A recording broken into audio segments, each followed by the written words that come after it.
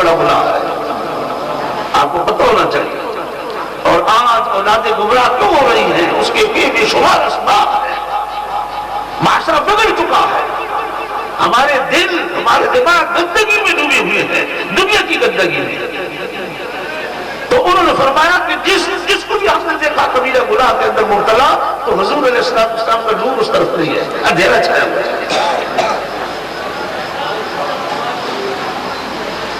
اس واسطے لا الہ الا اللہ محمد رسول اللہ صلی اللہ علیہ وسلم اتنا منور اور خوشبودار اسم پاک ہے کہ اس کی ایک مرتبہ صحیح پڑھ کے اس کی خوشبو تقسیم کی جائے تو 7 زمین 7 آسمان میں کافی ہے، اس کی خوشبو ہے۔ اور متوالے جو جس وقت یہ مقام حاصل کر لیتے ہیں، خدا کی قسم ان کو خوشبو آتی ہے اس قلب پاک کی، اور پھر فرشتے گھیر لیتے ہیں جو کہ نورانی مخلوق ہے۔ اور یہ بھی نہ سمجھنا کہ آپ ہی سن رہے ہیں، اللہ کے فضل و کرم سے فرشتے بھی موجود ہیں، اس محفل کو سن دیکھ رہے ہیں۔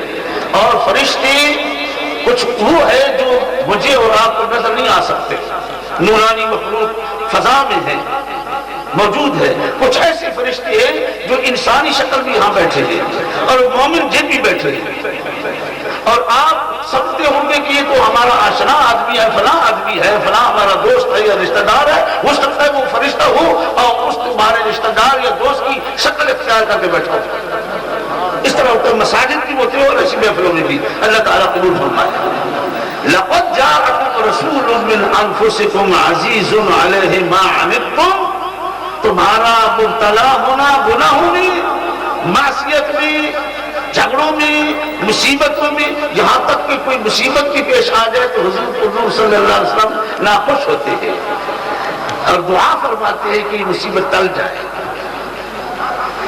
حریص علیکم، تمہارا ایمان اسلام میں صحیح داخل ہونا کو بڑا شوق اور رغبت رکھتے ہیں۔ حریص صلی اللہ علیہ وسلم حضور کا اسم پاک ہے، عزیز صلی اللہ علیہ وسلم آپ کا اسم مبارک ہے، رسول صلی اللہ علیہ وسلم آپ کا اسم مبارک ہے۔ اس آیت مبارکہ میں یہ سارے نام آ ہیں۔ بالمؤمنین رؤوف الرحیم، سبحان اللہ۔ آخر میں فرمایا خصوصیت ایک بتا دی، بالمؤمنین رؤوف الرحیم۔ اللہ کرے کہ میرے اور آپ کے رؤوف رحیم صرف حضور علیہ السلام رہ جائے، ہمارا کوئی رؤوف رحیم اس دنیا میں نہ رہے۔ اور یہ بھی ہے کہ آپ فرماتے ہیں جس کا کوئی نہیں ہوتا اس کا میں ہوتا ہوں، جس کا مولا آقا نہیں کوئی اس کا میں آقا۔ اور یہ مقام اور مراتب حاصل کرنے کے لیے ماری بھی کھانی پڑتی ہے نا جی۔ یہ تصوف میں یہ چیز ثابت ہے کہ جس وقت اندر کی اصلاح ہوتی ہے، چونکہ ہم قوی طور پر ہر آدمی چاہتا ہے کہ میری تعریف ہو، میری عزت ہو، میری صحت اچھی ہو، مجھے کھانا اچھا ملے، میرا لباس اچھا ہو، معاشرے میں میرا نام ہو، مجھے کوئی دنیا کا منصب نصیب ہو جائے، جہاں میں جاؤں آؤں میری عزت کرنے والے موجود ہوں، اپنے بھی ہوں بگانے بھی ہوں۔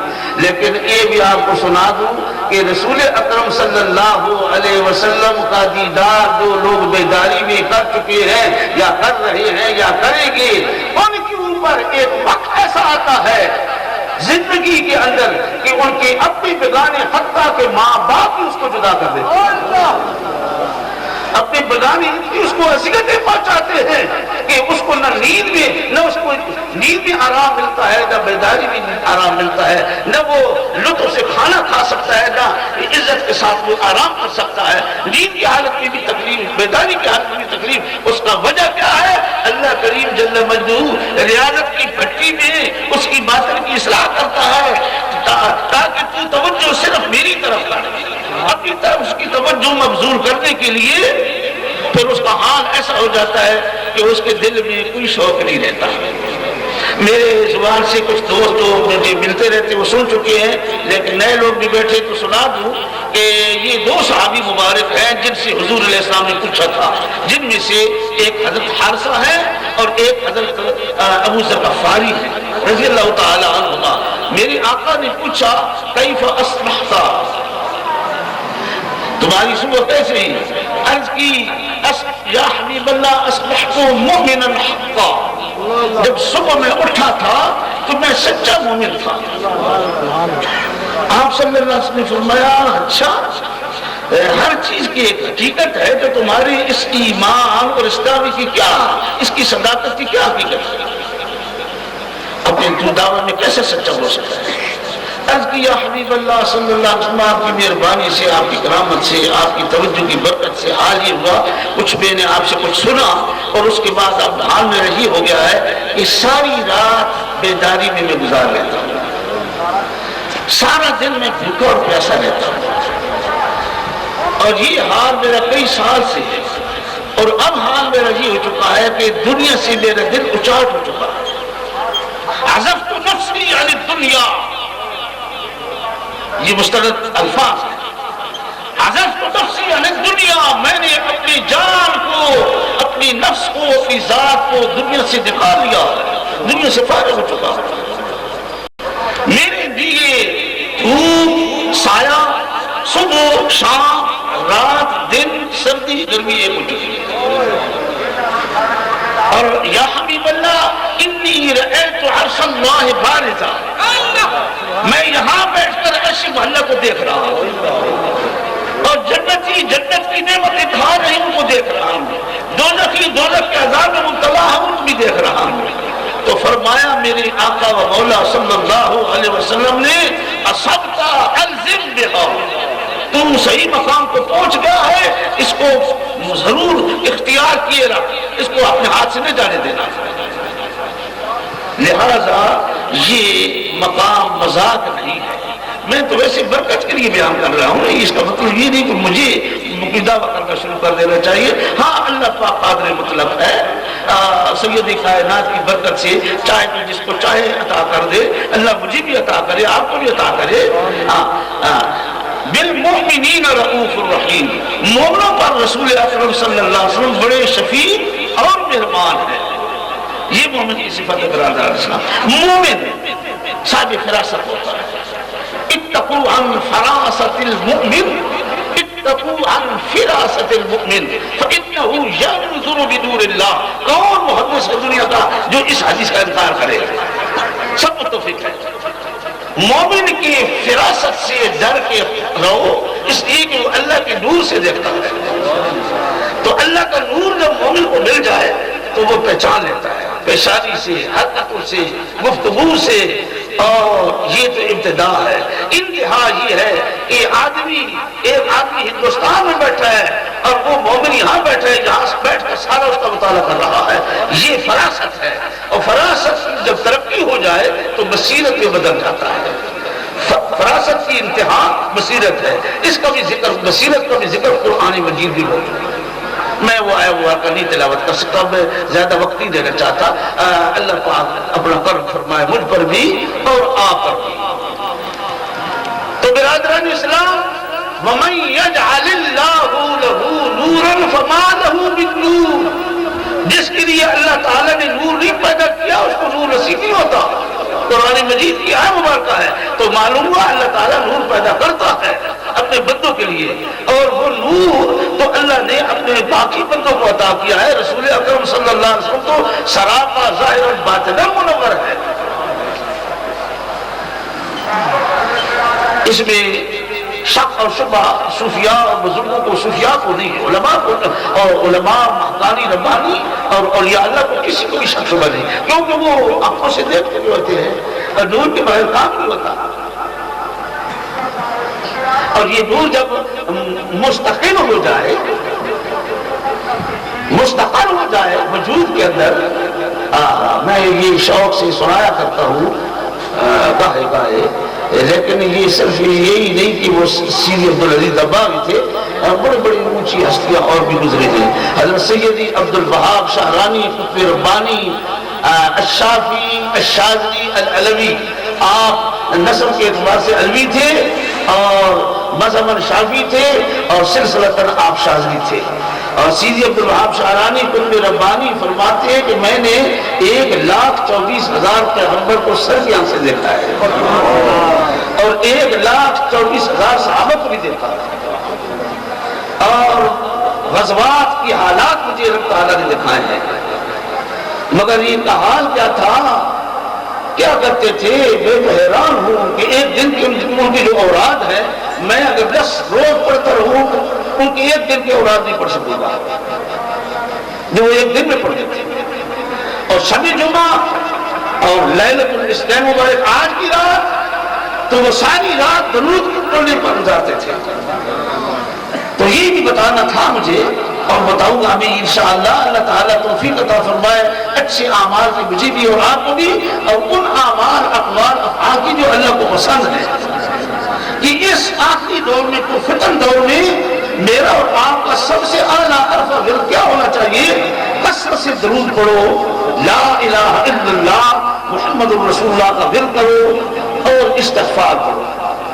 قرآن مجید تو بہت اونچا کلام ہے، اللہ کا کلام ہے، یہ جب آپ پڑھیں گے تو قرآن مجید کا نور بھی نصیب ہوگا، کیونکہ یہ سبب ہو جائے گا قرآن مجید کے برکات حاصل کر لینا، کیونکہ اس کے اندر اتنی تیزی ہے، اتنا سریع ہے، سریع اثر ہے لا الہ الا اللہ محمد رسول اللہ، کہ یہ شیطان کے لیے اور نفس کے لیے ننگی تلوار ہے۔ اس کو آپ کثرت سے پڑھیں، کم از کم ہر روز 3000 بار پڑھیں۔ 3000 بار آپ کون گھنٹے میں پڑھ لیں گے؟ اور ایسا کریں کہ ٹائم تقسیم کر لیں تاکہ آپ کا ٹائم اچھا گزر جائے، کوئی دنیا کا کام کرے، کوئی دوستوں کے پاس بیٹھ چکے، کوئی گھر کا کام کرے، کوئی صبح، کوئی دن میں، کوئی رات کے وقت آپ درود شریف اور کلمہ طیبہ کا ذکر کریں، تاکہ ہو سکتا ہے آپ کی موت ایسے ٹائم پر آ جائے کہ جس ٹائم پر آپ ذوق شوق سے کلمہ پڑھتے تھے، جس ٹائم پر ذوق شوق سے آپ درود شریف پڑھتے تھے، اللہ پاک وہی ٹائم آپ کی موت کا لے آئے اور پھر آپ کا قلب جاری ہو جائے۔ بہرحال اس میں شروع کی بات نہیں کہ کلمہ زبان سے پڑھنا یہ مفید نہیں ہے، پورے ہوئے زمین کے علماء متفق ہیں، یہ کلمہ پڑھنے والا اپنی جان بچا لے گا ہم سے، اس کی ہم حفاظت کریں گے، اس کی جنازہ پڑھیں گے، اس کو مسلمان میں شمار کریں گے۔ اگر وہ باقی اچھے کام نہیں کرتا، صرف کلمہ طیبہ پڑھتا ہے تو وہ مسلم ہے، اور اگر کلمہ طیبہ پڑھنے کے ساتھ اچھے اعمال کرتا ہے، صوم و صلات کا بھی پابند ہے، اس کا دل پڑھتا ہے کلمہ طیبہ تھوڑا یا زیادہ، تو پھر وہ مومن ہے اللہ کے فضل و کرم سے۔ لیکن مومن یہ بھی میں نے بتاؤ کہ مومن جو ہے وہ اس سے غلطی ہو ہی نہیں سکتی، نہیں، ابتدا میں غلطیاں ہوتی ہیں۔ یہ جو پہلی میں نے بات کی ہے وہ میں نے متوسطین کی بات کی ہے یا قابلین کی بات کی ہے، کہ جو متوسط ہے اس کو بھی چھٹکارا مل جاتا ہے، اور قلب بالکل اندر سے حرکتیں کرتا ہے۔ یہ تو ہے گناہ، گناہ کو چھوڑو، کوئی غلط خیال بھی نہ آنے دیتا۔ یہ کلمہ طیبہ اور اللہ اللہ اللہ اللہ کے اندر یہ اثر ہے موجود، کہ جب یہ قلب یہ ذکر شروع کر دیتا ہے تو وسوسہ بھی نہیں قریب آ سکتا۔ اگر کوئی خیال آپ نے سوچا، آپ کے دماغ میں کوئی غلط خیال آیا، فوراً اس کو دل پھینک دے گا۔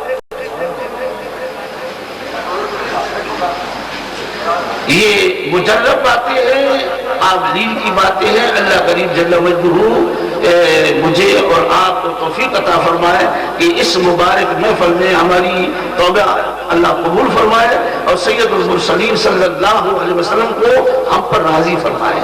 اللہ پاک راضی کرے حضور علیہ السلام۔ آج لہذا یہ آیہ مبارکہ جو میں نے تلاوت کی، اس کا ورد صوفیاء کرام کرتے ہیں۔ بزرگوں نے، دوستوں نے، علماء تو پڑھ چکے ہیں اس چیز کو، آپ نے بھی پڑھا ہوگا۔ ابو بکر بغدادی نے کھڑے ہو کر حضرت شبلی کو بوسہ دیا، اور لوگوں نے کہا حضرت بغداد شکوہ کا پرانا واقعہ ہے، شبلی رضی اللہ عنہ کو سارے بغداد والے پاگل کہتے ہیں، اور آپ ان کو بوسہ دے رہے، بڑے احترام کرنے کھڑے ہو گئے۔ انہوں نے فرمایا میں اس کو اس جگہ بوسہ دیا جہاں حضور کو نور صلی اللہ علیہ وسلم نے ان کو بوسہ دیا ہے۔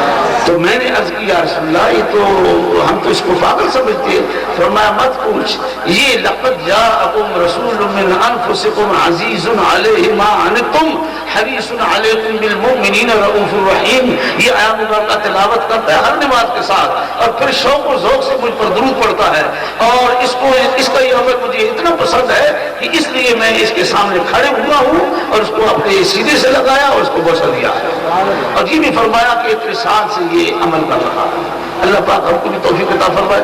ساتھ ہی بھی ایک شوقی ایک خاص بات نکتے کی سنا دوں کہ رسول اکرم صلی اللہ علیہ وسلم آج تک کسی کے سامنے نہیں کھڑے ہوئے۔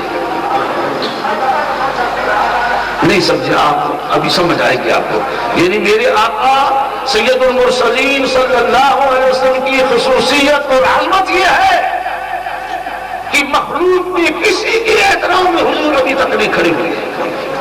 آپ کی شان ہے، آپ کی شان بلند اور عرفہ ہے، اولا یہ جو کھڑے ہوتے ہیں، یہ جو میں نے ابھی بیان کیا یا آپ پڑھیں گے سنیں گے بزرگوں سے، یہ میرے آقا و مولا کی روحانیت، آپ کی روحانیت کھڑی ہو جاتی ہے اور اس شخص کا پیار کرتے ہیں، محبت اور پیار کی وجہ سے کھڑے ہو کر اسی پیار فرماتے ہیں، اس کا ایک درجہ بتاتے ہیں دوسرے کو۔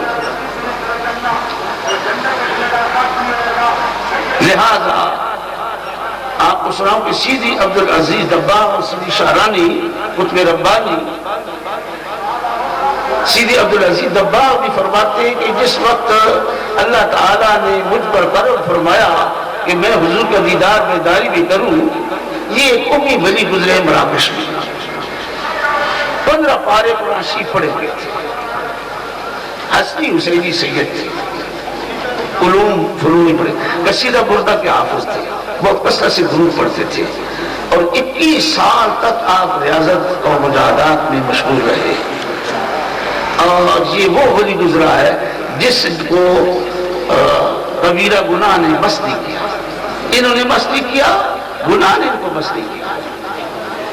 تو جس وقت دیدار بیداری کا قریب آیا تو فرماتے ہیں کہ میرے اندر نور کی بجلیاں چمکنی شروع ہو گئی اور وہ ٹھنڈی تھی، میرا جسم کانپنے لگا گرمی کے موسم میں اور میں بے ہوش ہو گیا۔ جب ہوش میں آیا تو وہ بجلیاں ختم ہو گئی۔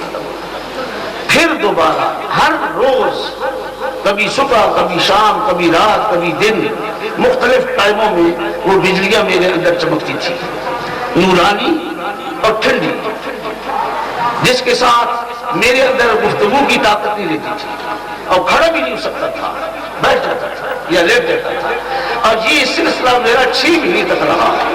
6 مہینے کے بعد فرماتے ہیں کہ نور اٹھا حضور علیہ السلام کے روضہ اطہر سے۔ آپ فرماتے میں مراکش میں تھا، مراکش بہت دور ہے مدینہ شریف سے، اور وہ نور بڑی تیزی کے ساتھ آیا اور اس نور نے مجھے گھیر لیا تو دیکھا کہ حضور علیہ السلام اور آپ نے مجھے سینے سے لگا بیداری کی حالت میں انہوں نے گھیر دیا۔ اور ساتھ یہ بھی فرماتے ہیں کہ جس وقت میں نے یہ دیدار کیا ہے بیداری میں، اس سے پہلے پہلی بار جب بجلیاں چمکی ہیں تو 7 زمین اور 7 آسمان کا کونا کونا اللہ نے مجھے دکھایا ہے۔ اور یہ دکھانے کا مقصد یہ تھا کہ تجھے معلوم ہو جائے کہ رسول اکرم صلی اللہ علیہ وسلم کا دیدار ان سب سے فوقیت رکھتا ہے کیونکہ یہ رضوان اکبر ہے۔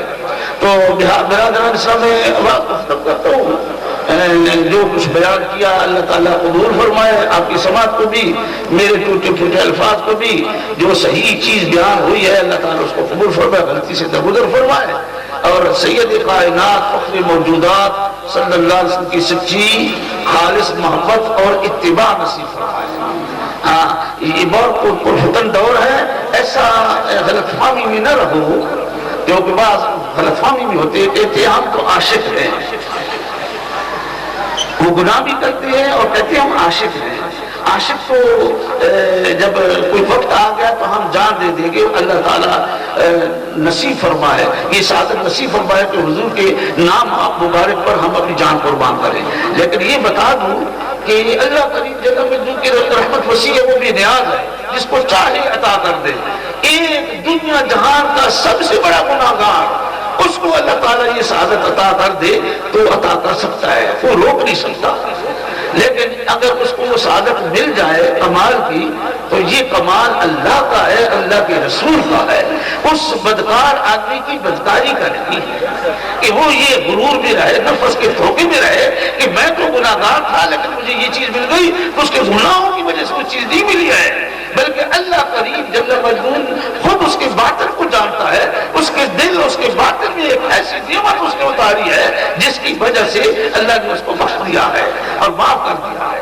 لہذا خطرات ہوتے ہیں، خطرات.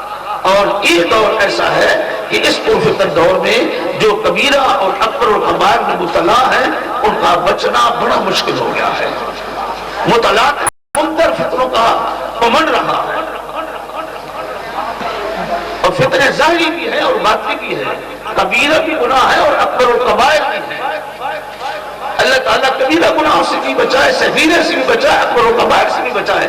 اس سے بچنے کا واحد طریقہ یہ ہے، بہترین طریقہ یہ ہے جو میں پہلے سنا چکا ہوں کہ آپ تھوڑا وقت نکالیا کرو اپنے گھر ہی کے اندر، مسجد کے کونے میں، اپنے گھر کے کونے میں، صبح کے وقت، شام کے وقت، رات کے وقت لا الہ الا اللہ محمد رسول اللہ صلی اللہ علیہ وسلم پڑھا کرو اور درود شریف اور استغفار پڑھو.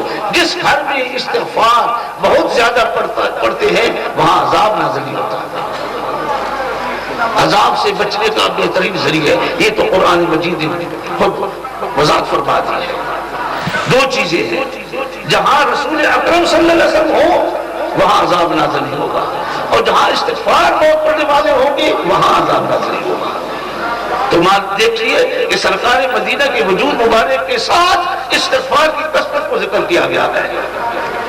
مکہ شریف کے رہنے والوں نے کہا کہ ہم پر عذاب کیوں نہیں آتا؟ تو قرآن مجید نے فرمایا کہ حضور علیہ السلام جب تک تمہارے اندر موجود ہے عذاب نہیں آئے گا، اور جب تک تم میں سے استغفار پڑھنے والے کثرت سے موجود ہے عذاب نہیں آئے گا. اور ساتھ یہ بھی بتاؤں کہ یہ بھی بات عجیب و غریب ہے، ہمارے خیالات مختلف ہیں، لیکن صحیح جو مذہب ہے صوفیاء کا وہ بتا دوں کہ جس وقت ہم صلاۃ و سلام پڑھتے ہیں تو حضور علیہ السلام کا نور موجود ہے، آپ خود نہیں ہے. یہ غلط فہمی ہے آپ کی. سید کائنات اس سے بلند والا ہے کہ آپ ہماری ایسی محفل میں آج اگر اس محفل میں آئیں تو آ سکتے ہیں، کوئی روک نہیں سکتا، کوئی طاقت آپ کو روک نہیں سکتی. اگر آئیں، اللہ میں یہ کہہ چکا ہوں کشمیر میں میرے آقا و مولا علیہ السلام وجود کے ساتھ داخل ہو جائے اسی وقت ختم ہو جائے گا. لہذا وجود کے ساتھ نہیں تشریف لاتے، مگر وجود آپ کا دور نہیں ہوتا ہم سے. آپ مدینہ شریف تشریف فرماتے ہیں اور ہمیں سامنے نظر آتے ہیں. آیا کیا میں بات سمجھی ہے؟ آپ کی روحانیت، آپ کا نور یہاں ہوتا ہے، اور جو شخص خوابی دیدار کرتا ہے وہ بھی حضور علیہ السلام کا نور کا پردہ اس کے دل پر پڑتا ہے. آپ بذات خود نہیں تشریف لاتے، اگر بذات خود تشریف لے جائے تو بات الگ ہے، اور آنا چاہے تو آ سکتے ہیں، اس سے انکار نہیں ہو سکتا.